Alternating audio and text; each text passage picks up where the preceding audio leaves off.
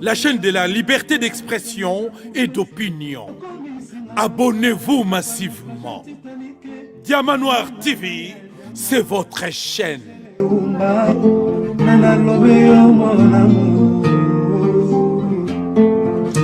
Téléfortifiant de mon corps en cas de rechute. Alingaka na bondelaka elokola bebe ya moi. Ekila monena pesaki ngangumi ya suwa ye te o. Paske nzoto na ye pete pete lokola na malemba. Konina na ya diama Gisele Umba. Konina na la chaîne de la liberté d'expression et d'opinion. Abonnez-vous massivement. Diamant Noir TV, c'est votre chaîne. Balandier Diamant Noir TV, bonjour et bonsoir na bandeko nyonso bozwi possibilité ya kolanda biso sur Diamant Noir TV.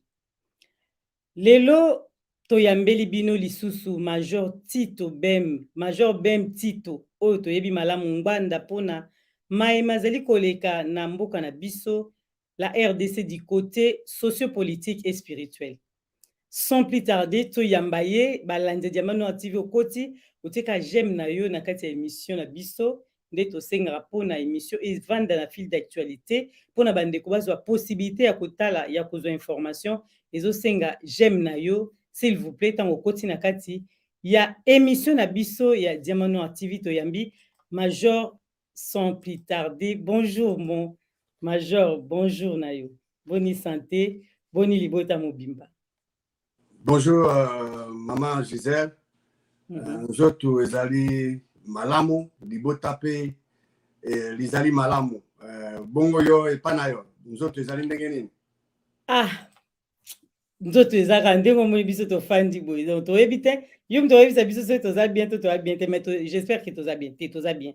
Eza juste mpona mwa koseka moke parce que malgré makambo tozoyoba ya pasi ya mboka na biso mais esengi quand même na mwa début toseka mpe mwa moke eza mabe te bakongolais bakoti déjà de partout baza ebele bazolanda biso mibale na kati ya Diamant Noir TV mais mingi baza kolanda bayoka nini Major Bem amemeli biso na pokwa na lelo Major Ngwanda foto benga yango nde pena bobengi na ezala pena Ngbanda eza Ngbanda Ngbanda fona lobe yango pena bongo ndenge ezalela mais oui to benga eloko na kombo nango ndenge ezaleli c'est ça voilà yango bakongolais bakoyoka na biso lelo na maye eza koleka na mboka na biso nyonso tu batia ba j'aime ebele na bandeko baza kokota. Vous êtes toujours là. C'est bien. Beaucoup partager vidéo. Bino surtout balandi ya Diamant Noir TV. Toza elongo. To bandi directement ba question parce que na Diamant Noir to linga to traîner te poto na posa to yoka 8 minutes roleka. To kotuna na motuna ya liboso to bandi mon Major lelo oyo le Rwanda déterminé comme jamais. Bakotise libiso oizali 500 militaires sur le terrain pour na kobundisa la RDC. Mais de notre côté, tozomona tozoyoka ndenge nini notre état-major et le gouvernement bazakaka ko dénoncer. En tant qu'officier, en tant que yoza officier supérieur oyozali na situation ya boye, armée pe oyozali gouvernement na biso bakoki ko sala penani. Merci mingi na mutuna mayo maman Gisèle. En tant que officier breveté d'état-major et loko ya liboso na sina lobamba leleka toyebi avec certitude que na armée na biso banguna batonda et loko ya liboso lokola déjà Rwanda asili ko attaqué biso militairement donc yebani bakangaki ba élément na bango ya armée rwandaise. Et là, quand on a liboso kosala, ezali ponangai bato banso oyo bakota na ba accord ndenge na ndenge na ba groupe nyonso Rwanda za supporter ko bana bato basura bakota ya RCD, SNDP, ba M23 ba banso bakota oyo za ba étiquette ya Rwanda o batondi na armée na biso. Et là, quand il y a liboso kosala ko identifier bango, disons ba yebani bien sûr. ko rassembler bango ko zongisa bango epai ya Paul Kagame yende atina bango bazonga kuna epai na ye bakende kobunda epai na ye bakende na armée na ye biso nalobaki mpe mbala eleki esengeli toforme baunité ya biso oyo bauti na baprovince mosusu loka sikoyo toloba situation actuelle il faut toloka baunité oyo bazali na contact bazalaki na contact na bao baza kuna te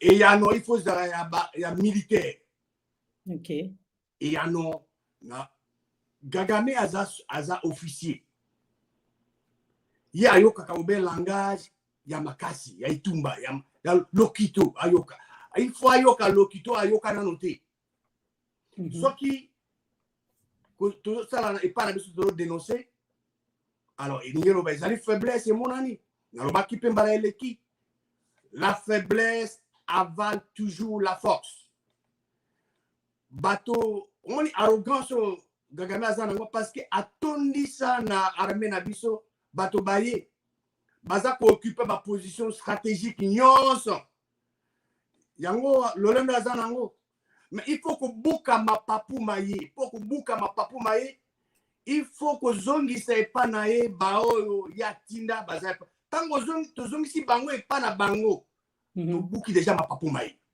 koganga azoganga na kwanga su te parce que aza so na bato te na katikati na biso mpo bayebisa ye makambo mazoleka epai na biso bayebi bango avec certitude bazongisa bango kuna en attendant bazosila nini yo kobunda te oza na ennemi na kati ya makolo na yo non ekosimba te ennemi aza na kati ya makolo no yoko ovandi na ennemi onégocie na ye te ekosimba te yango wana ezopesa ye kuna motu makasi arrogance lolendo azoloba azomona biso lokola papier alors il faut koengager hostilité na ye na baunité oyo base compromettre te kuna na front bazali impliqué na makambo moko te na front bakende na bakombana na bango il faut kokende kokamata Kigali eloko mosusu eza te dialogue ya koyoka eza be dialogue ya bitumba alors soki tosali ndenge wana te elingi oloba nalobaki na eloko moko mokonzi moko ya mapinga na biso aloba soko criminalité to bitumba ezosila kuna na parti na biso ya est te elingi koloba baye bazosala banyamunyamu kuna na est bato na bango baza na katikati na biso yango wana bakota depuis le jour de la kota depuis bakotisa bato ya LCD depuis bakotisa bato ya CNDP bakotisa bato ya banso bana ezali basoda na baofficier ya Paul Kagame alors bokogarde bango wana bokobunda na ye ndenge nini bozongisa bango kuna na mboka na bango bayebi ke mboka na bango ezali Congo te bazoko occuper nde Congo ezali kereo mpo na bango ezali conquis il faut kozongisa bango epai na bango bakende baconstituer armée rwandaise na mboka na bango comme ça babundana na bacongolais mais soki botiki bango na kati ya makolo na bino me bokolonga bituma ndenge nini donc mpo na ngai eza option militaire eloko mosusu eza te bayoki yango na bandi message eleki information eleki biso na diamano oyo tolingaka kotuna bino parce que bino bozali déjà bato ya mayele oyo boyebi makambo yango mpenza malamu bakongoli nyonso bazali kolanda yo na kati ya Diamant TV tokotuna motuna oyo mwa major yebisa biso pourquoi ezalaki important na époque ya Mobutu chaque le 30 juin badefile bandaki kosalema na bamapinga ntango toza koloba badefile ezosalema na bamapinga na biso mpe bazalaki kotambwisela biso oyo ezali babibundeli ya armée na kati ya defile pourquoi Maman Gisèle motuna mona ezali kitoko merci moni il faut kokundolaka Maleka oui de fin maréchal azalaki kosala yango poto bosana te Maleka le 30 juin. Ok. Et puis, ezalaki opportunité pour naïe. Pour na kolakisa, non seulement na bana mboka, mais baoya mboka misusu, mae bibundeli bie, tozali na yango, bokasi boye, tozana yango.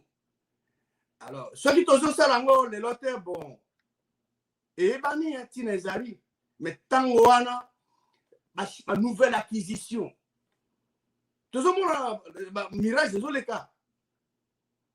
Avion de chasse, tozaki nango. Char de combat, unité à Sika, commando bien entraîné, bien fort, bien équipé. Nous sommes là qui s'abokasi, tout le monde qui dernièrement, na pays mingi salamaka, na liyo autant combat bamboka wa mais bokasi boyo, il faut moninga soka moni que yo zala loko azala ngota kangi monoko. Mais ceux qui yo ozali botaou mutunyo sagoya ko matériel na zone armée mboka ikoza ningwana te mboka ifoza na armée ya makasi ya ngwana mokonza mboka na tango wana zako lakisa bokasi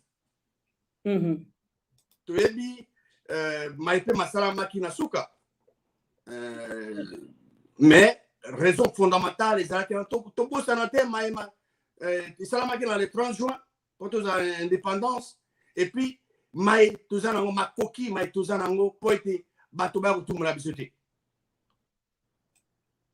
Ah, donc c'est une façon de like sabatu que tozana bibunde lipenza. Ko meki o yero kutana. Bon bato musu baso sala na mamikili musu le japonani. Baso sala pa la nzabo so sakari nga tanga na zalo ko. So sakari na ko niko makofi na elongi. Tanga ko moni ndema ba badinye. Balo bato. Ah oui. Po onyo tozaki na ona tanga kala. O tanga mobutu. C'est ça. Les années wana. Yama bato musu na tanga wana bazo solliciter biso. Bazo tina bazo former bango même Rwanda wana bazo tina bazo pana bazo former bango. Ah, pour amona ki ke biso to wana biloka makasi nyonso tuna kata mboka. Andi ke konjo zaki bokasi bozalaki. Ba centre commando na biso ezalaki ebanaki. Ba tiaje bazo ko ya wana bazo former bango. Ba togolais. Pona ni po ba mona ki bokasi. Nana wa be na tina suba soda suko na Kongo former bango nana. Te ya le 30 oba mona concert ba yo bina ba mona ke to wana culture na mboka na biso ba yo bina. Ba mona quand même musique maître au comment moi si mais avec un mutuna po to moni moi différence wana yango to linga ipena to comprendre to yeba mais tozo kaka no zo expliquer biso mambo belé to yeba ki yango te to comprendre des aiki pourquoi bande ko la biso. J'espère que ba congolais bazola na biso na kati ya Diamant Noir TV bazozwa ya motuya parce que mayele na yo toza nango penza bosenga. Roi belge na Kinshasa asali discours na yeme mingi na discours wana a responsabiliser biso moko peuple congolais. Na discours oyo roi belge auti kosala. Alobi a responsabiliser biso moko peuple congolais pona avenir ya mboka na biso. Donc ezana maboko na biso moko peuple congolais tokotuna kaka epai na yo nini oyo ko ikoloba na oyo na discours oyo roi alobi na biso na kati vis-à-vis ya peuple congolais. Maman disait moni bateau basalaka crime. Oui. Bazonga toujours na scène ya crime basali. OK. Bazongaka. Mais koko na ina azali responsable ya ba millions ya ba Congolais bakata na maboko makolo. Pona nini po bazwa ba richesse ya mboka na biso. OK. Et ezali ati musapina pota ezali ko tombwisa komona biso kwa ba tozana tina te abi a regretter ba regret toujours mérité regretter omoni na mboko oyo babengi États-Unis tango bato bauta na Europe baye batambuka kuna bazalaki ba indien akolomboka bazalaka abundaka na bango na gouvernement titi et comme il a point que esengeli ba sololi asengi bango pardon réconciliation et salami lelo yo bao batikali bazalaka protégé eza bobele bapolisi ya fédéral nde bakokota mpona esika bazali bazoprotege bango pardon esalami na Afrique du Sud na mosika te na Afrique mais toyebi ndenge apartheid ezali kuna combien bandeko na biso bakufa kuna na Afrique du Sud ezalaka te eloko nini basalaka réconciliation basololi mabeo basalani pardon esalami pardon oyo ya biso epesi ngai mawa mpe kanda kasi oyo eleki wana ezali entre bato mibale peuple congolais aza engagé na kati te ya biso ezali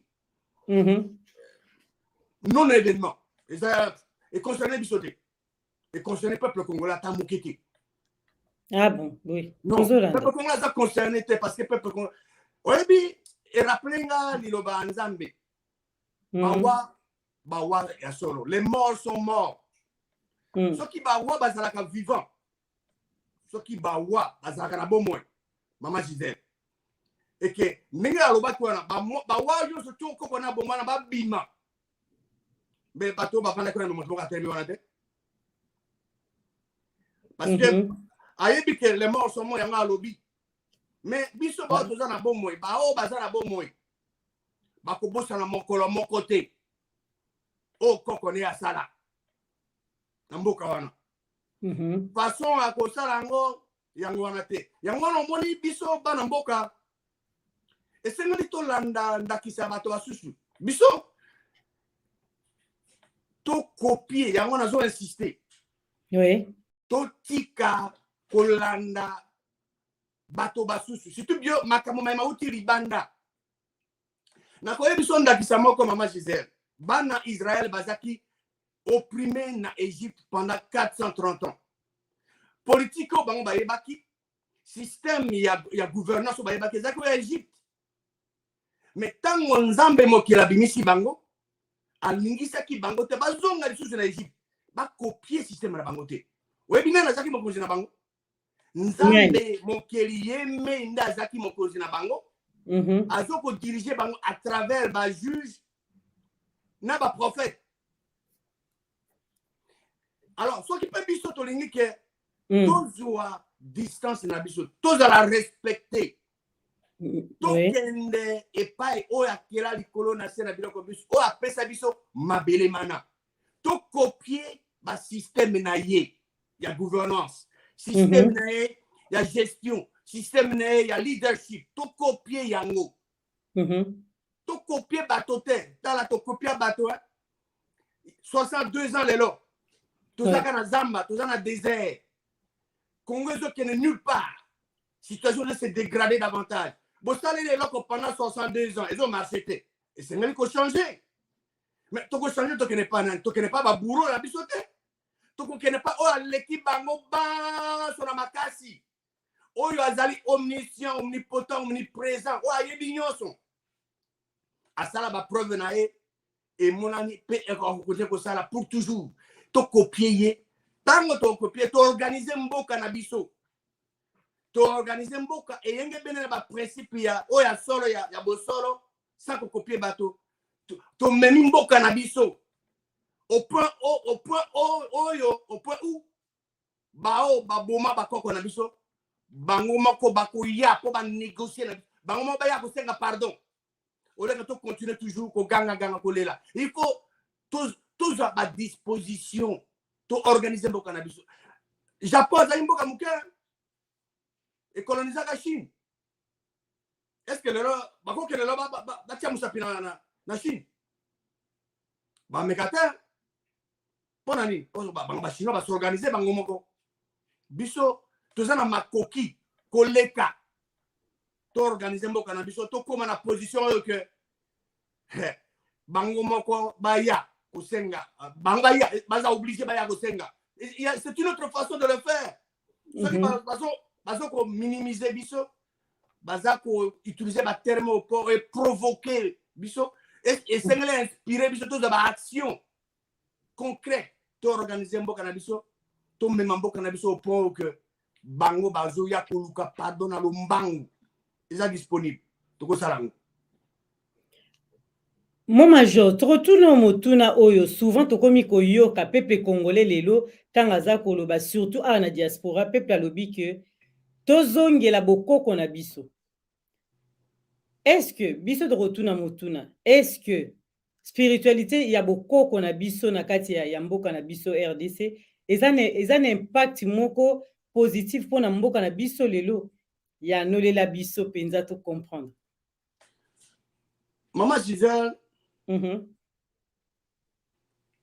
ngai na koli koko na nga azaka un guerrier. Oui. Un grand chasseur. Tozolanda na bokebi nyonso na bakebo kila. Oui, oui. Considéré koko na nga lokola nyama abetie lisasi bakata loko bakata loko avant kufa. Oh. Mais eloko moko na assista ka epana ye. Soki bapaya baye epana ye. Ye akotelema malgré zaki kana nzete na telema atelemi azobenga nzambe azotanga nzambe Abraham Isaac nzambe ya koko na ye. Oui, oui. Abina zuba paya nazotinda moto na zamba otia nyama wana baboma po balesa bango akobenga papa leki na moko kobanda benge kobande yaka kende ozwa nyama na zamba opesa bapaya akokota na zamba pas même 1 heure ou 2 heures azozonga na banyama. Pourquoi on appelle ça indakisa wana omoni lelo esengeli oyeba yonde kolo bakoko ifo bakoko bazali kosambela nzambe ni po banzambe bazali mibale nzambe oyo akela likolo na se na biloko biso oyo ezomona na te tata Yesu Kristu oyo nzambe ya mwinda nzambe mosusu azali nzambe oyo ase oyo azali kokamba mokilo toza nango komone Satan le diable azali pe nzambe ya solo azana bana bae oyo asepe azana bana bae. Alors esengeli ozala na eloko oyo ezokoyebiso ke eza ya solo toza lokuta meme ntango akala wana eza teke bato bazokumisa zabu babani lelo nani akendaki kotante Eva kuna na jardin d'Eden ezaki nzambe ya solo te ezaki nzambe oyo ase yini moto akendaki kotante Eve. Alors esengeli na kati ya mayeba zoloba il faut moto azala certain que ye azokokende pa mokeli ya likolo na se po mokeli ya likolo na se azali auteur de la vie et de tout ce qui est lié à la vie. Nzambe oyo ase yaza auteur de la mort et tout ce qui est lié à la mort. Donc bokeseni bonene bozali wana il faut koyeba ok koko na yo azali kokumisa nzambe oyo wapi. Ce n'est pas mauvais à kolanda bokoko mais il faut tala koko parce que ba koko bazali kila pe na nzambe mibale bamusu osala nzambe ya solo bamusu nzambe oyo nyamu wana azoboma bato.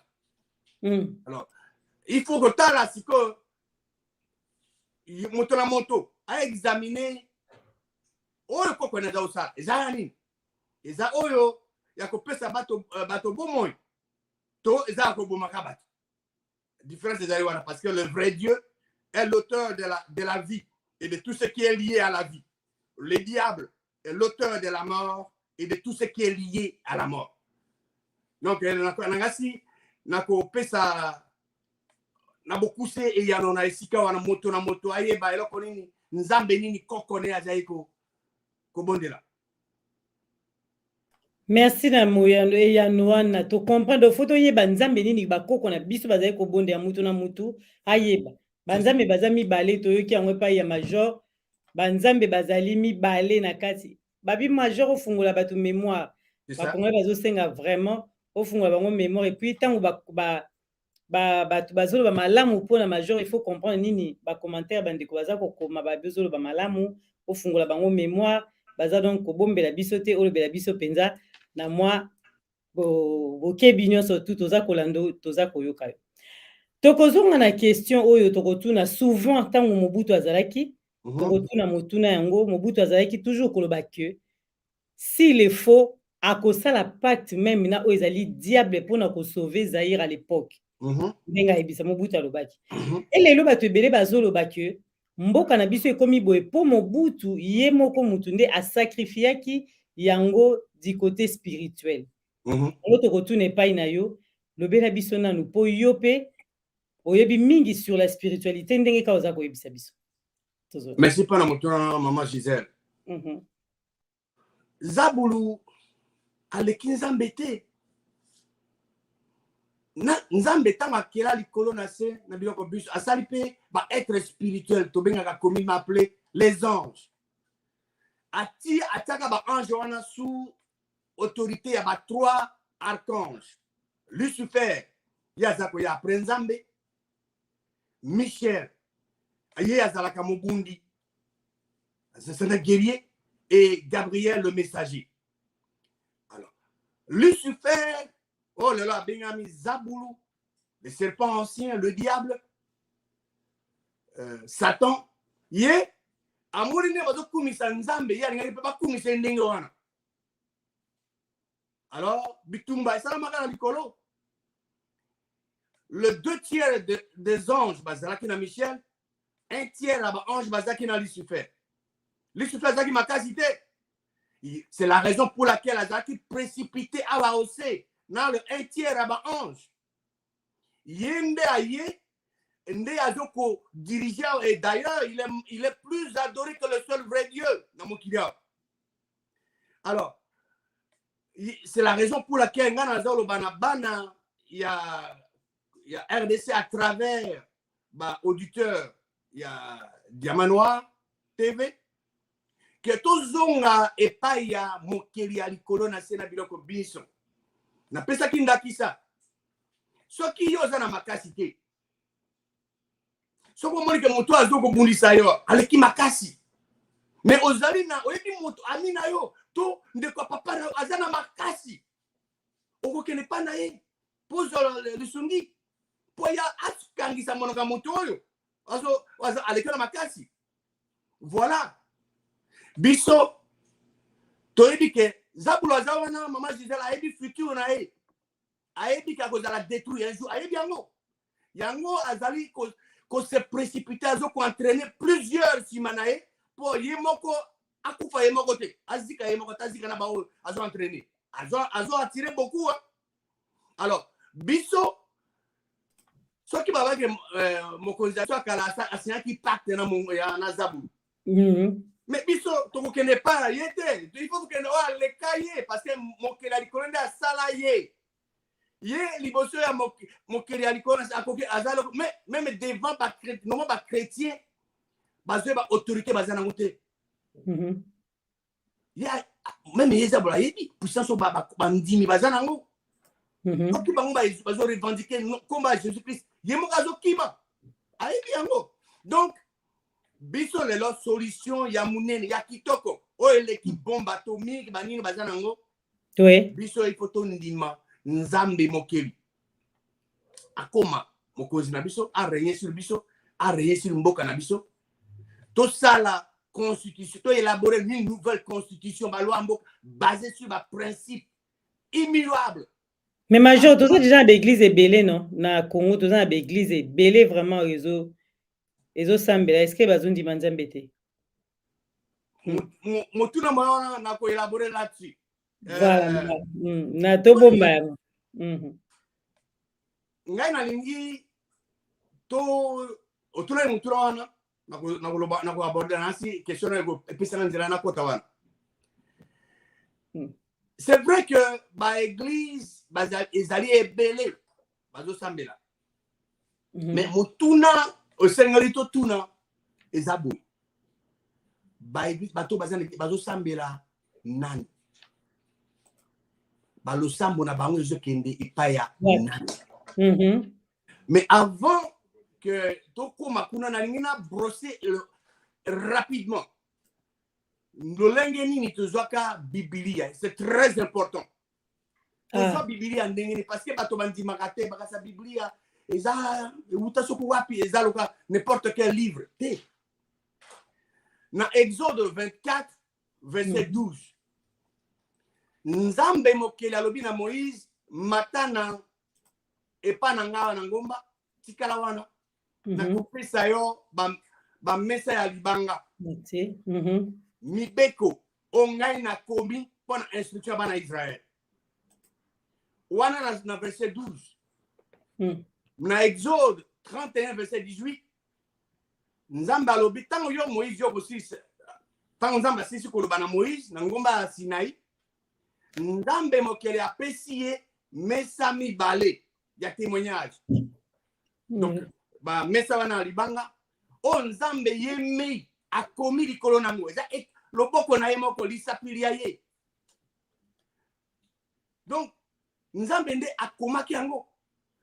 Mais na Exode 32 verset 16 le Nzambe avec ba table wana ezaki ouvrage ya Nzambe écriture ezaki écriture ya Nzambe oui ezaki gravé likolo ba mesa mana. Donc Dieu est l'auteur de la Bible. Soit au dans le Nouveau Testament, au comment là, ma ils allaient belé. Dans 2 Pierre, par exemple, chapitre 1, verset 21, il dit que Ezali prophétie mokote, pesama ki na mukanu ya mutu. Kasi, bato bazalaki, bato, les saints hommes de Dieu, bazalaki poussé dans le Saint-Esprit, ne bato bana balobaki de la part en Zambie. Donc, ils attendent que Moto Avandi, Moïse Avandi, va décider comme la Biblia. Non. La Bible est la parole et la volonté révélée de Dieu. La Bible est la parole et la volonté révélée de Dieu. Dieu est l'auteur de la Bible. Mais il y a eu plusieurs écrivains. Moïse a commis, Josué, Jérémie, Ézéchiel, Paul. Donc, mais c'est Dieu qui est l'auteur. Alors, le cas de Yebi, que Nzambe nazali auteur, il y a Nzambe. Na kwebi sa balandi ya diamant noir. Il y a diamant noir TV. Oui, TV. Oui. Na Jérémie, Jérémie 36. Oui. Verset 4 à 6. Puis Jérémie donc 36 verset 21 à 24. Comme on a un roi. Tango ye baye ko tangere li lobari ya Nzambe asiriki atumbi yango abaki yango na kati ya mbabolo ezaki wana moto mbabula moyebelo Nzambe asali Nzambe abengisi su musali mwaye Jérémie apesi su révélation oyo maimanso roi atumbaki pa bakisi lisusu. Donc liloba Nzambe Biblia ezali liloba pe mokano ya Nzambe mokeli. Alors ezali balandi ya jamano ati bako landango bako tango para bango moko.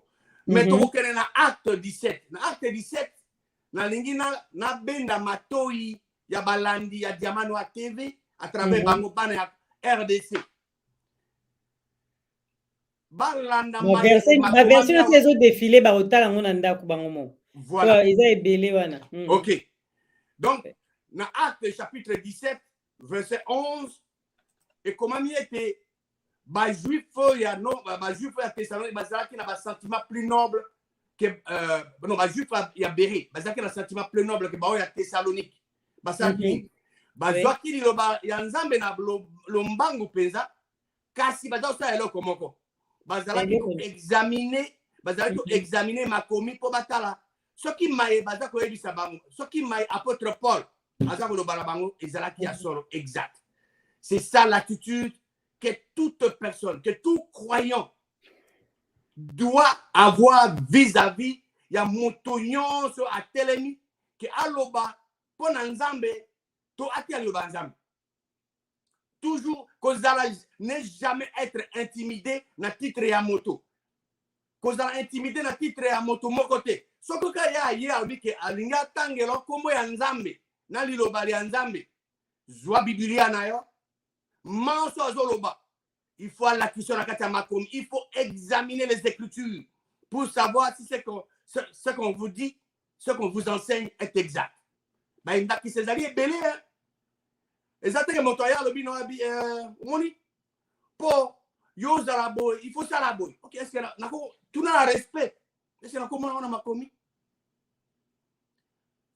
Mon toya le bino abi que bon, par exemple, abi que comme ma sangue pekisami. Ok, alors bino, qu'on discute est-ce que ndeko, est-ce que on a sangue c'est nzamba pekisi ma sangue. Il faut qu'on vérifie. Il faut examiner les Écritures pour voir si ce qu'on vous dit est exact.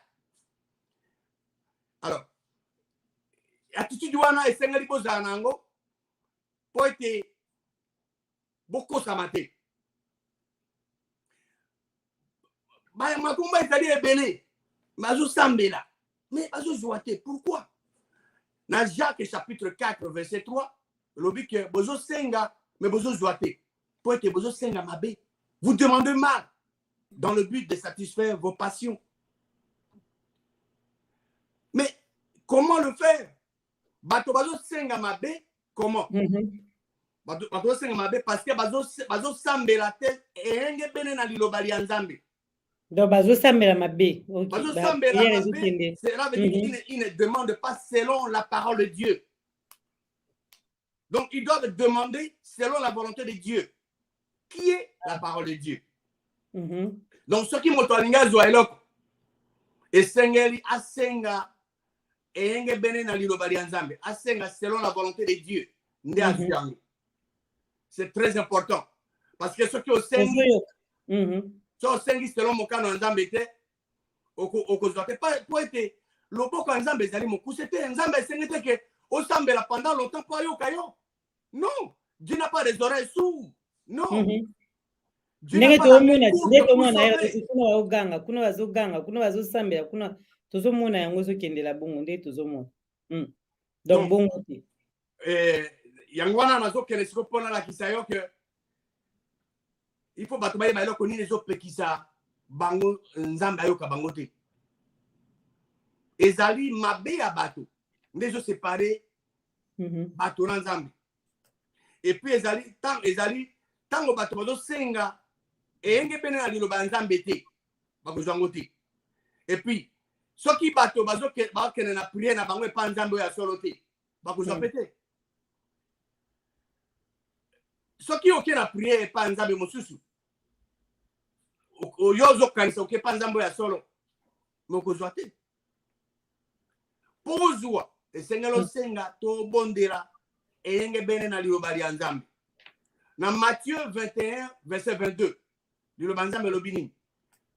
Tout ce que vous demanderez avec croyance par la prière, vous le recevrez. Jésus-Christ a posité.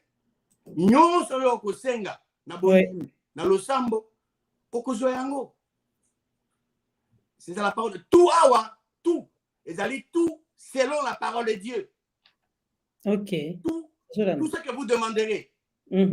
Selon la parole de Dieu, avec croyance, la prière au Jésus-Christ parle au Bélissus dans Marc, chapitre 11, verset 24. Natina wana nazo bisabino nyonso bokosenga na losambo bondima ke bosiri kozo yango bokomona et que s'accomplir. Tout ce que vous demanderez en priant, croyez, agissez que vous l'avez reçu et vous le verrez s'accomplir. Donc, c'est ça. Tout, tout selon la parole de Dieu. Biso to ndima te major wana kote na tozo yoka. C'est que biso tozo sengela mabe tozo ndima te nyoso tout tozo pour le bifo to ndima to croire to ndima nde to mona ekokisa. Mais biso tozo lela mikolo nyoso kongola zo lela tozo sambela makambo wana so tout tozo salango. Mais est-ce que nzamba ngwazo mona biso te mode to lela tozo nyoso tout peuple kongola sambela mabe kaka. Tozo bato baso te basambela mabe. Basoté. Oui. Parce que dans 1 Jean, chapitre 5, verset 14 et 15, biso tozana assurance c'est pas nzambe été. Ce qui te seigne loko selon mon canonae, yazo kabiso. Alors sorto yeki, to sorti to yebi ke yazo kabiso. Oh to sengi. To yebi ete to siri déjà ko yango. Pona ni poto senga selon eyenge bena liloba liaye. Alors bato basusu bazo détourner oreille na bango pona koyoka vérité. Alors soko yebise vérité akoloba akondima yango te. Mais na lingi na lakisa importance ya prière na Luc chapitre 18 verset 1. Jésus-Christ azoloba importance ya losambo. Alobi na bato na parabole pona kolakisa ete il faut tango nyonso kosambela. Ko se relâcher te, kolemba te. Tango nyonso. Biso lelo yo il faut totondo nzambe botondi. Nzambe akeli likolo na se. Et comment il a Ephésiens 5 verset 20. Biso et si vous te rendre grâce dans nzambe na komba à Jésus-Christ. Et comment il a Colossiens 3 17. Maintenant motuna munene yango. À qui devons-nous adresser nos prières? Nde ekoyandola na motuna mayo. Biso lo sambo na biso il faut kende pa ya nani. Mais Jésus Christ atiaka balaki baye kolibayi nlolengi ya kosambela. Ya alobaka nini? Jésus Christ n'a jamais demandé à ses disciples de lui adresser leurs prières, mais plutôt à son Père. Tout comme dans Matthieu chapitre 6 verset 9. Jésus-Christ alobi na baye kolibaye boy. Voici donc comment vous devez prier. Notre Père qui est aux cieux. Tata na biso azaliwa. Oza kuna na likolo. Jésus-Christ alobi na baye kolibaye te alobi na bango te ke bo sambelela ngai. Non. Alobi voici comment vous devez prier. Lo lenge esenge bo sambela yango. Question na ngai na balandi ya Diamanoir TV à travers bango bana RDC. Priez na bino bozo ko adresser we pa nani. Bozo adresser pas à Jésus. To et pas nzambe akela likolo na se. Jésus Christ azote ya awa baye kolibaye. Que ba adresser prière na bango tata na biso aza kuna likolo. Alors, ceux qui ont adressé prière pas à Jésus. Jésus azoloba que bo sambela tata na biso aza likolo. Nana za kata confusion. Ezali Jésus, to ezali bato ba bungi nzela ba boye kolanda ye. Bazo pesa prière ba pas Jésus. Parce que Jésus a la nzela. Et comment il peut dans Luc chapitre 11. Dans Luc 11 verset 1 et 2. Jésus priait un jour en un certain lieu. Maman Gisèle puis la balandi à Diama TV. Toza wana tozolanda te. À travers Banamboka. Oui. Nzambe mokeli asambela kate. Nzambe akela likolo na sena biloko biso asambela kate. Batonde bakende ke pa na ba besoin na bango. Même maintenant Jésus-Christ yemoko. Ah Jésus-Christ babi aza osambela na un certain lieu. Tanga sirisi moko ya ba disciple na ya tuni alobi na mokonzi. Te ya biso ko lorenga osambela. Lokola Jean a te appelé baye kolibaye. Verset 2. Jésus-Christ alobi na bango. Quand vous priez, dites loba, Père, que ton nom soit sanctifié, que ton règne vienne. Jésus-Christ alobi te na moye kolanabi. Bo sambela nga. Alobi ningo na te. Awa ezali mwana nzambe Jésus-Christ ndazote ya baye kolibaye. Lolenge ni nesenge basambela. Basambela nani? Tata o aza o likolo. Yango nazoyebisa na bana balandi ya Diamanoir TV à travers bango bana RDC. Lo sambo na bino nyonso bo adresse on pa tatan o a likolo o akela likolo na se na biloko biso nzambo ya bomo ya solo. Jésus-Christ nazoloba moto ya zo ko adresser prier par Jésus. Moto ana zana kata confusion. Moto ana aboyi ko yoka Jésus. Moto na zo mona azoloba ke Jésus-Christ yo zo kosa. Ngana kwa adresser prier pa na yo zo koloba na biso to ke pa nzambe. Ngana ko pa nzambe to ke pa na yo. Nana zana kata confusion. Ezali Jésus. Tous les alliés au bateau qui n'a prié na bango et pas à Jésus. Ils allaient clair. Et na prié na biso toujours que nous pas nan pour nzambe mokeri asambela kate. Mais Jésus Christ a bana osambela. Donc moi na exemple na ko partager on na bana na auditeur il y a Diamanoir TV à travers bango bana RDC. Par exemple ndakisa ya losambo ya Jésus Christ moko. Exemple à Liboso, tu connais dans Marc chapitre 1, verset 35. Babi, na tongo, tango ezaki na mulili, makasi y a telemi abimi akena un lieu désert et pe asambelaki où il pria. Jésus-Christ a dit que nous sommes nani asamba nzambe mokeli ya likolo na se tata na ye. Deuxième exemple, il y a le sambo, il y a Jésus-Christ. Et ça dans Luc chapitre 6 verset 12. Et le Bible. Na tango wana Yesu akei na ngomba pona kosambela. Il passa toute la nuit à prier Dieu. Ngana komi Biblia te. Nazotanga na Biblia. Jésus Christ akei na ngomba kosambela. Il passa toute la nuit à prier Dieu.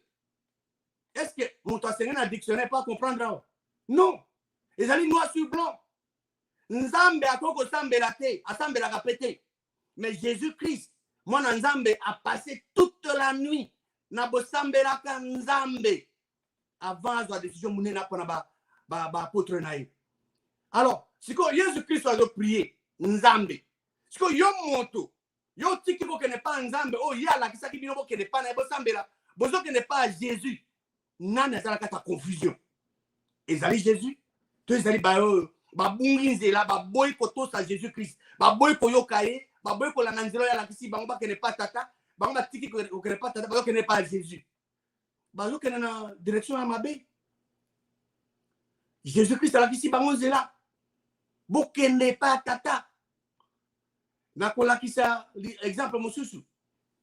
Awa Jésus-Christ a sambelaki avant ce que c'est Lazare. Balandi, il y a Diamano TV, Bakotanga, Jean chapitre 11, Kobanda verset 39, Tina 42.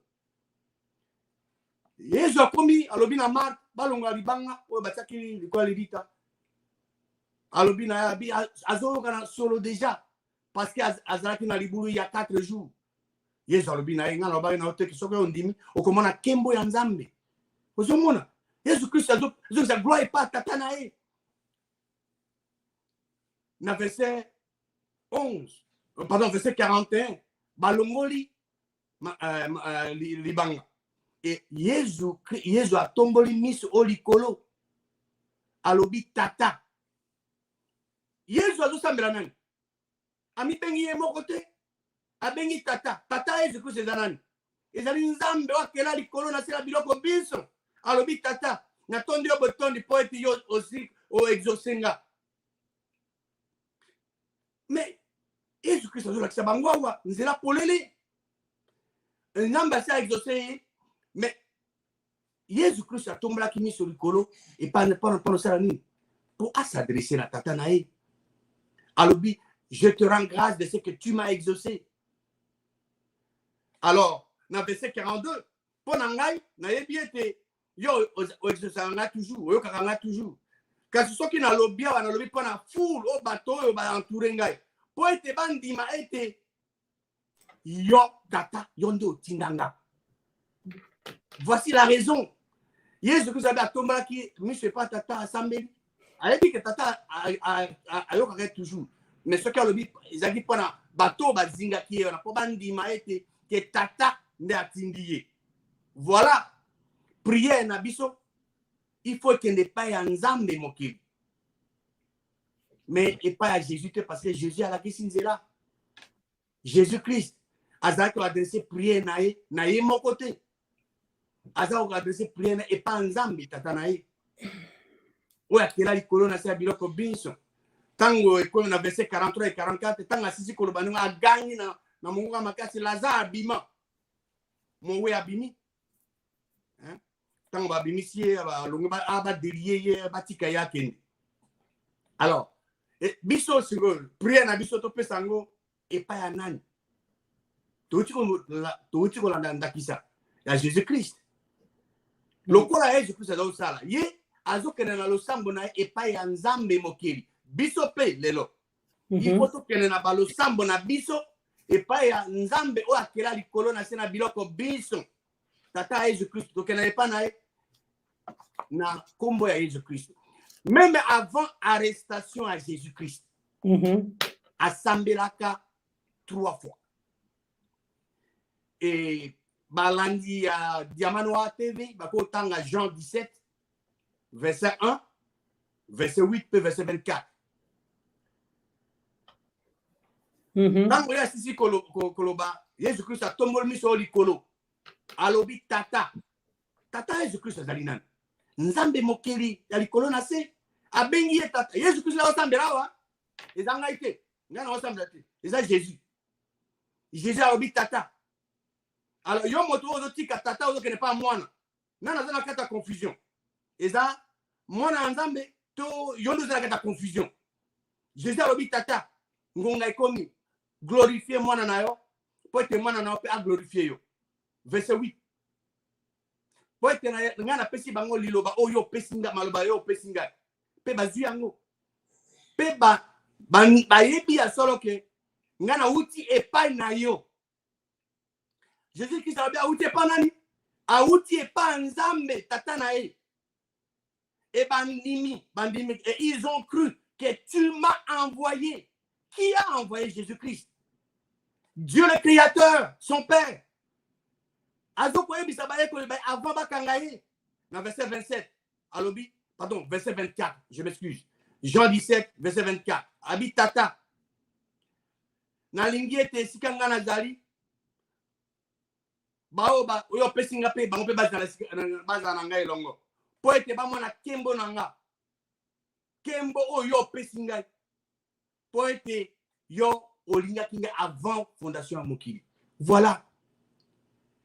Jésus-Christ azalaki kosambela tata na ye avant baba kangaye na verset 25 alobi na bango na Jean 17 25 Père juste ezali nani tata Jésus-Christ nzambe akeli likolo na se abi mokili bayebi yote kasi ngai nayebi yo et ba oyo. Et ceux qui ont connu que tu m'as envoyé, yo tindanga. Oui. Jésus-Christ a adressé le semble de Panan. Et pas Nzambe Mokeli. Tata nae. Tata na bandini banson. Jésus-Christ a dit kulutu na biso. Azali motu ya église, ya ecclésia. Ye azali ko kumisa akoke azoke na lo semble yo c'est pas tata nae. Jésus-Christ a une émotion lokola yo mama Gisèle lokola nga lokola Jésus-Christ a une émotion lokola ba auditeur yo surtout ya Manoa TV. Oui. Et ils allaient dans la parole de Dieu dans Matthieu 26 verset 38. Mais Jésus-Christ a zaki ba ko ba benemo pemeni po basambela. Alobina bango mon âme est triste jusqu'à la mort. Botikalawa bo veiller nanga. Jésus-Christ a bien Abi, mon âme est triste jusqu'à la mort. Nzamba ko kufate. Nana ko ka nzamba. Mais na ebite batozo bazo nzamba za nani pour mutaka ngai. Tabumai. Non, c'est une possibilité. Et comme ça matin, Jésus-Christ au moni awalobi azaki mutu. Jusqu'à présent. Jésus-Christ azali mutu. La seule personne qui était née, qui a vécu, morte et qui vit aujourd'hui, l'unique personne qui vit à la droite de Dieu, c'est Jésus-Christ. Tout le reste, comme Adam ou Eva, qui est là, bango banso, bazana lilita, bazozira bozonga Jésus-Christ. Mutu moko tazali kulu. Dans Matthieu 26, verset 39.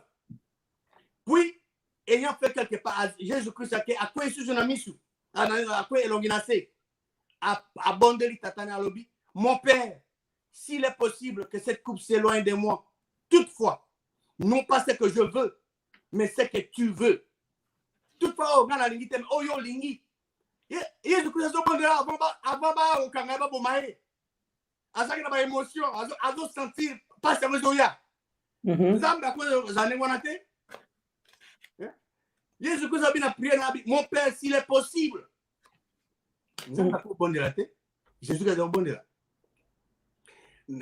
Jésus-Christ a accueilli pour la 3e fois à Sambeli.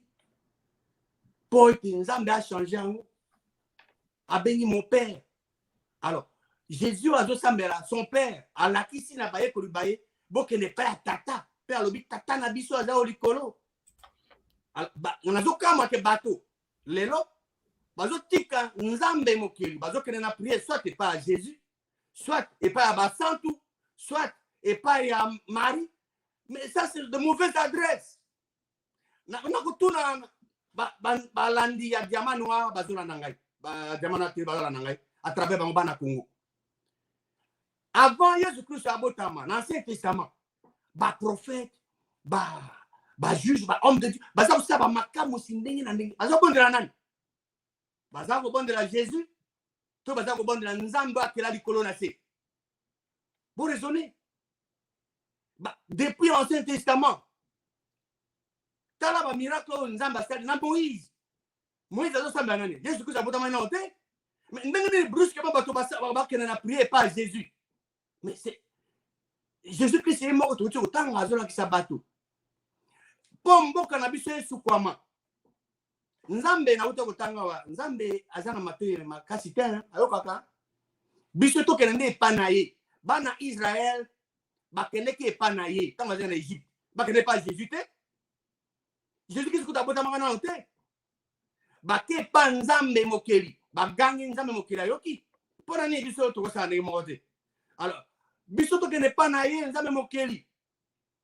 Dans Matthieu 26, 42, beaucoup moins on peut verset 43, beaucoup moins que Jésus-Christ a bondé la Nzambe 3 fois avant que baya ko kangaye. Dans verset 44 temps à zongi a monné que ba yeko ba yeba ko là bon, abibo continue ko là na bino. Mais il y a sengaki le sa akene na lo sambo nae et pa ya tata Nzambe wa kela likolo na se. Jésus Christ a teya ba disciple na ye ba yekoli baye ba kende na ba besoin na bango ba demande na bango pa tata na kombo na ye et komami na Jean chapitre 16 verset 23. En ce jour-là à l'obi vous ne m'interrogerez plus sur rien. En vérité je vous l'ai dit, ce que vous demanderez au Père. Il n'a pas dit ce que vous me demanderez, non. Ce que vous demanderez au Père, il vous le donnera en mon nom. Mais il a continué que bakende na balosambo na bango na demanda epai ya tata o akela Nzambe akela likolo na se biloko biso na kombo na Jésus. Voilà ce que les croyants doivent faire. Mais il y a zoloba ABC bango bakene pas tata. So c'est comme moto ake pas Jésus. Moto wana azali rebelle, azali désobéissant. Moto wana to saka Jésus-Christ. Parce que Jésus-Christ a la kisi pour que ne pas tata. Si vous avez tata, ok pas Jésus. Nana aza mutu makasi. Ezali Jésus, to ezali moto ya tiki Nzambe. Oh Jésus-Christ a la kisi pour que ne pas ya to ne pas Jésus. Confusion ça pas Jésus te. Jésus-Christ a clair. C'est la raison pour laquelle des millions de personnes ne prié pas Jésus. Mais ils ont prié, ils ont un changement. Mais il faut changer. Nzambe a dans la fautité. Ce qui ressemble n'a pas besoin. Besoin de bene liloba Nzambe. Ce que nous avons côté, qu'on kanisa même pas 2 fois. Faut qu'ils pas Nzambe mokili. Faut qu'ils pas na yo. Aux autres ça m'a correcté. Il faut changer. Quand il a fait Nzambe a changé, il faut changer. Il faut luka mokano moyen. Il y a l'ingini. Parce que biso lelo to que n'est pas Nzambe na kombo ya Jésus-Christ. Exactement quand na kombo ya Jésus-Christ kana monokoka boy. Te loka eza eloko moko magique. Non. Il faut y abonner na oya sali accomplir. De temps ozo prononcer na kombo ya Jésus-Christ ba makambo zo ko salama. Mais to kende epai ya Nzambe mokili ya likolo na se na kombo ya Jésus-Christ. Parce que Nzambe apesi Jésus-Christ kombo ezali kwa ba kombo yonso na kombo ya Jésus-Christ. Mabolongo ezofuka makuna na likolo na se pe na se ya mabele. Donc ce que to yebi yango tant tozo prononcer kombo wana ba résultat zo monana. Mais le sambo na ba besoin na biso. Ba landi ya Diamano TV à travers bango bana mboka. Si on a besoin, on n'est pas nani. On n'est pas Jésus, on n'est pas Nzambe. Apôtre Paul, à l'obina Philippiens 4, verset 6. Ne vous inquiétez de rien. Mais en toute chose, faites connaître vos besoins. À qui? À Dieu. Et c'est nous qui a besoin. On peut avoir besoin, pas en Zambie. N'a pas le sambo. N'a pas action de grâce. Donc, quand vous avez un besoin, vous n'allez pas à Jésus, vous n'allez pas à Marie, vous n'allez pas au Saint. Non. Sur aucune mauvaise adresse. Qui n'est pas en Zambie. Mais quel privilège tout ça, bandimi bazanango. Yo, na mokili, ogogo ata opportunité te, osolo na président ya mboka. Mais yo, za na privilège, osolo na nzambe akela likolo na se, na biloko binso à tout moment. Pourquoi ne pas utiliser, pourquoi ne pas le faire? Donc, vous avez besoin qu'il n'y ait pas tata ou à l'icolo. Na combat Jésus-Christ. Merci en tout cas Totik. Ah aussi si maloba po tozana mambebena loba namoni balande diamano ativi baza kotuna ba mituna ebele bazo koma makambo nzabi tozomona makambo nyonso tu bozali kokoma koko iko moye vraiment to fungola téléphone ezate likambo te bokoma kaka na ba commentaire s'il vous plaît na bolingo nyonso linga bino lelo tozoyoka major azoloba donc so to fungoli téléphone na mbala sima to fungola téléphone tozanga te kosala effort botuna ba question surtout mais lelo tolanda kaka ndenge azali vraiment kopesa biso ya motu ya siko to retourna boye major Ngwanda na nyonso o yebisi biso ki bandeko to kende epai to senga malamu epai ya Nzambe to senga epai ya Yesu te mais biso sikoyo pona délivrance ya RDC na o nyonso yo lobi awa opesi biso ya motu na kati ya Bible tokoyi kozwa nini pona to délivrer RDC na makambo olobi. Merci pour la mouton mayor, Maman Gisèle. Une question très importante. Merci. Au moni, bana Israël, disons, ma commis ma yemazana Biblia, ça pour na bisoto s'instruire namo, to apprendre. Tozolanda. Na uta ikoloba wa que bana Israël ba ino koma ki na Égypte. Oui. Tango ba bimi nzambe ebisi bango bozo na Égypte te, boko pi bango te. Nzambe nde azalaki roi na bango spirituel. Ye azako tia ba juge na ba prophète bazaki ko représenter. RDC si que depuis 2 ans indépendance. Oui. Na ko tuna mutuna wana na ba auditeur ya Diamanoa TV à travers bamba na Congo. Mon diminini o azo sambela nzambe ya sola sa kamba Congo. Na ma connaissance na ibi mutu moko te.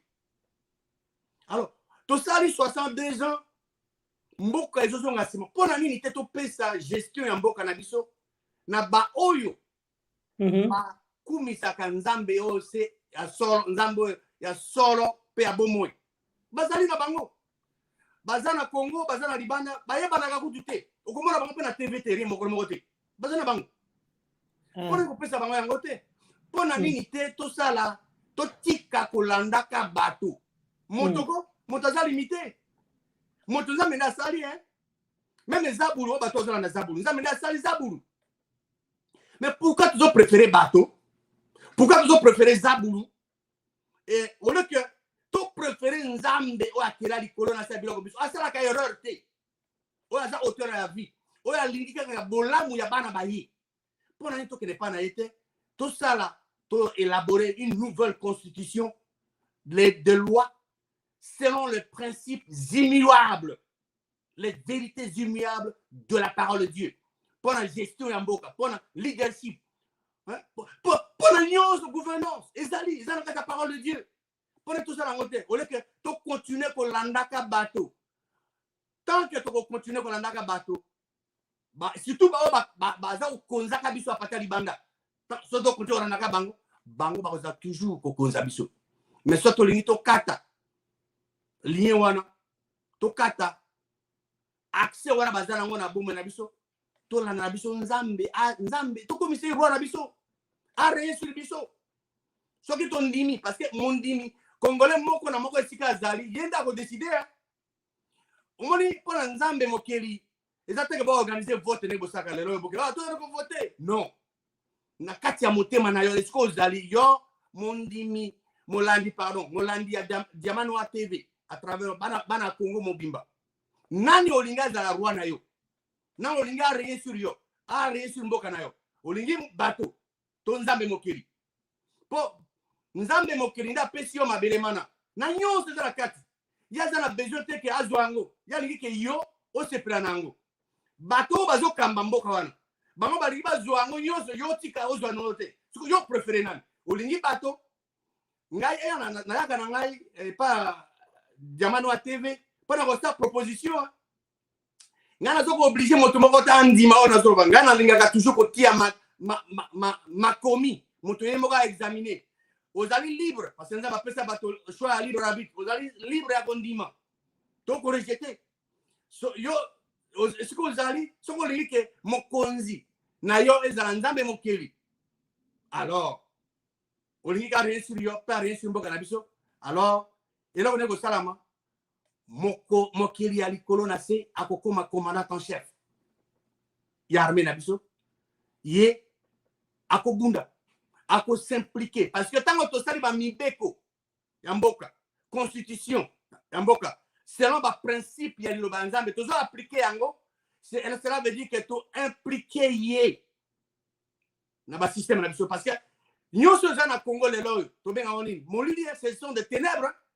pour dissiper ténèbres eloko nde osenge nango osenge na lumière la lumière dissipe les ténèbres pour ezala dissiper il faut osenge na mwinda la parole de Dieu est la lumière donc soki toza baprincipe ya parole de Dieu mpo tokonza mboka topesa mpe mboka na maboko ya baoyo balingaka nzambe ya solo nzambe ya bomoi mpe ya solo bazali bomonaka bango mpe te mpe eza difficile oyeba bango baza na bango ils sont là parce que biso tokipe bango te babandi na bango na Congo na batondi baza na bango oyoka bango na radio te omona bango na TV te baza na bango na libanda mpe bazali topesa bango mpe bagere mboka 62 ans topesi de gestion ya mboka na bao bazoservir faux Dieu topesa mpe na bao bazoservir le vrai Dieu tomona la différence lisumuni tokosala 62 ans c'est beaucoup topesa bango me mpona 10 ans totala mpona ngai eloko na olobaka na mama Gisèle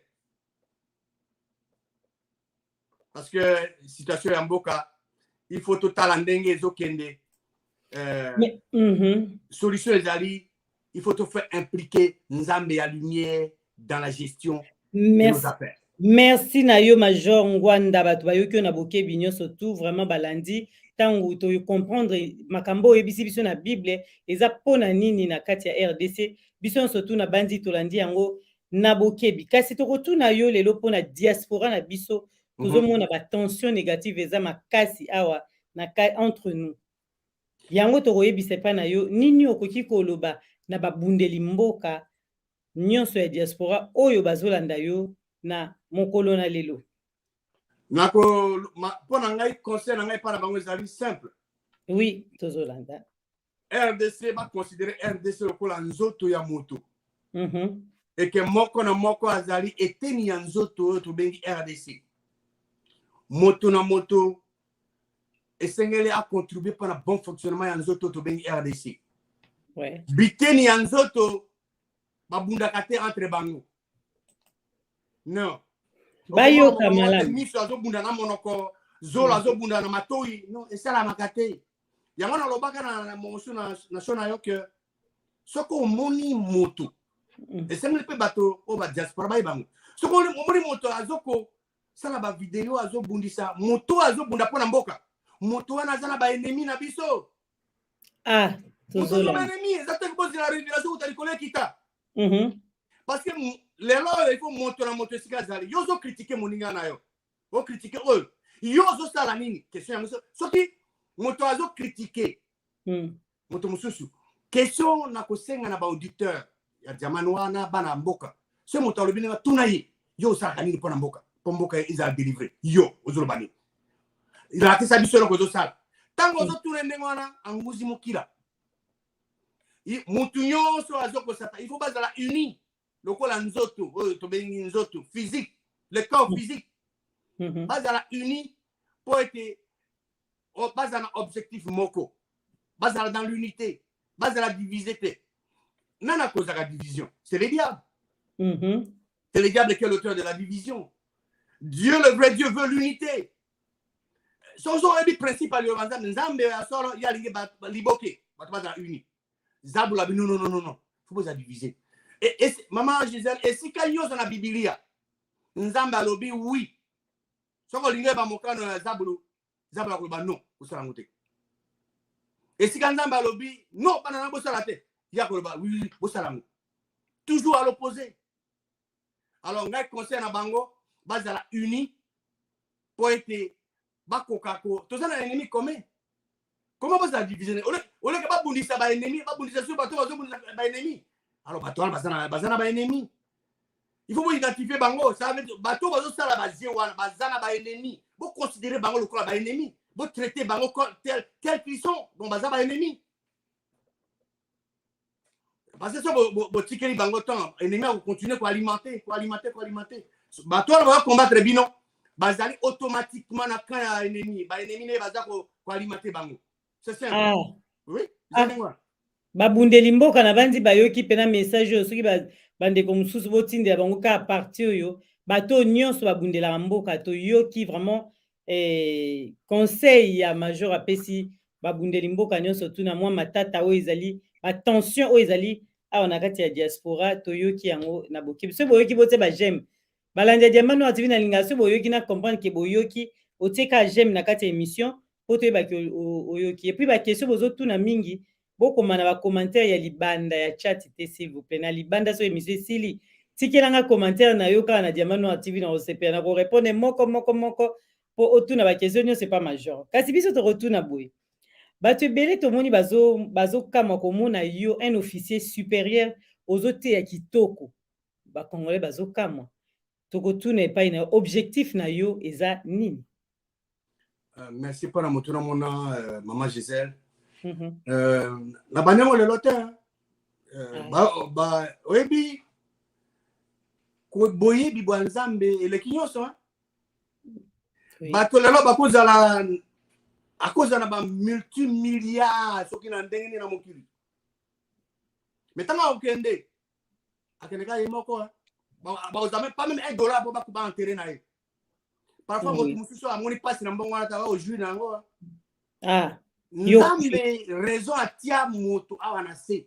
La raison principale, Dieu a mis l'homme sur cette terre. C'est pour l'adorer. Ngai nazalaki komana bataillon. Bato o bazaki na unité na bakoyeba. Oyebi mama Gisèle po na bima na mboka. Oyebi bana basesenga na bima. Nzambe azaki liboso. Mais oyebi ke basoda na ngai ya bataillon. Oui. Bangone basalaka nyonso ponga na bima. Soko yo zo traiter bateau selon l'Iloba ya Nzambe. Opoza na ennemi te. Ah, ça c'est très important. Bateau dans le sens c'est bien, dans le sens que na musala. Ngai et pas na ngai justice hein, likambo non tribalisme to boy non. Yo mérité basoda na ngai basala nyonso pona bima. Pete ko bima na nga. Na futa pas même $1 na avion.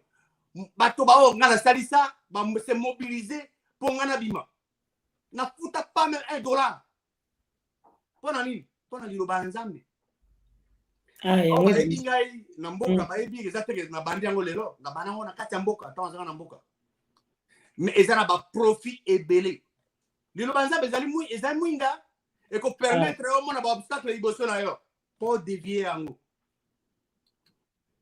Mutu nyonso oyo azako adorer vrai Dieu akozala toujours béni. Yango nga na lingi na expérience nga na sali ngai moko na Nzambe mokili. Na lingi pe ke bana mboka ba bénéficier nango. Ba bénéficier nango non seulement pour na bango moko mais pour l'intérêt ya mboka. Pour l'intérêt ya mboka. Alors ngai nazana obligation wana oleke na garder yango pour na ngai na moni mai na saleli yango ba principe wana. Comment Nzambe a solo a protéger a bénir ngai na lingi pe que bana mboka ba profiter na yango non seulement bana mboka na biso pe et profiter na yango.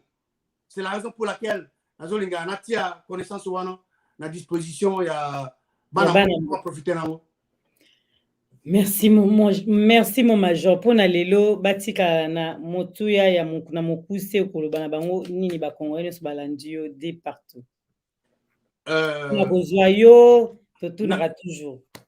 Vraiment, Bao baza bamituna question bon ngai nayaka koloba pona nzambe na liloba na ye ba solution pona mboka. Bon bao baza na question ba ko na guerre siko. Que dit la parole de Dieu na français bao balingi français que dit la parole de Dieu ba ko tika ba question kuna bao balingi na lingala ba ko na lingala na mokili mobimba pona ko tika ba message na bango.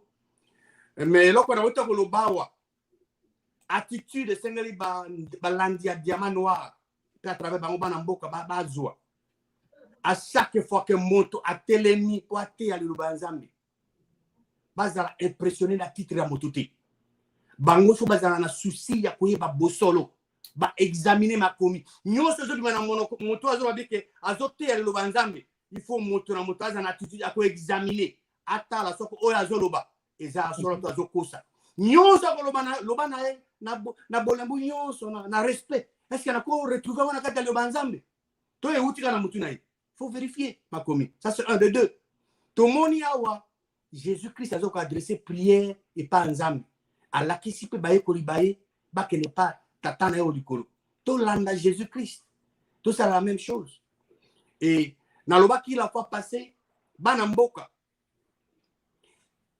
la malédiction sans cause n'a pas d'effet. La malédiction avec cause a d'effet.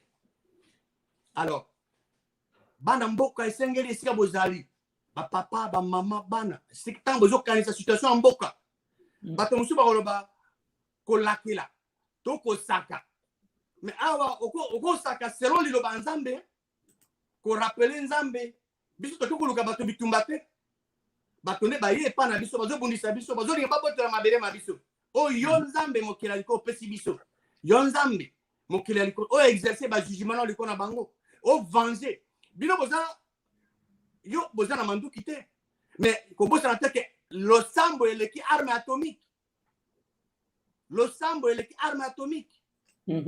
par exemple les années bria kata do banzambe donc bango bakende pa nzambe na kombo ya Jésus-Christ pour yangonde bakozwa ba exaucement na ba prière na bango totika nzambe mokeli oya pesa biso mabele ya RDC a régner sur biso pe a régner sur mboka na biso.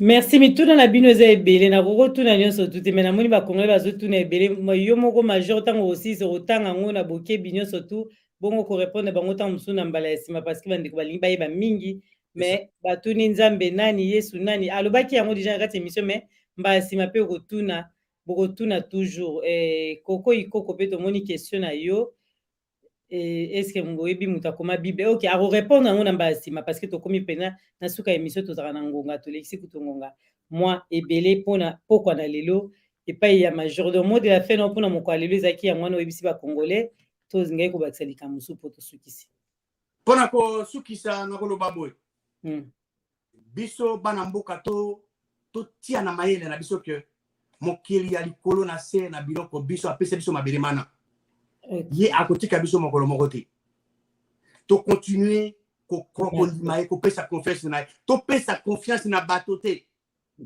ko s'appuyer na bato te to s'appuyer toujours na ye po ye ako décevoir biso mokolo moko te ako za toujours wana po ete a défendre biso po ete abunda pona biso alors to pesa confiance pas de confiance envers l'homme.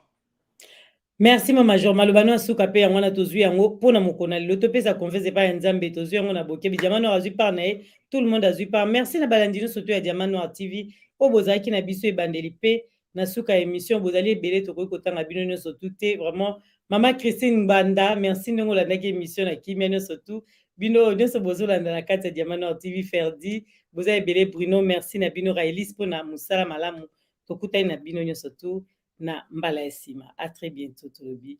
Bye. Abonnez-vous sur Diamant Noir TV, la chaîne de la liberté d'expression et d'opinion. Abonnez-vous massivement. Diamant Noir TV, c'est votre chaîne.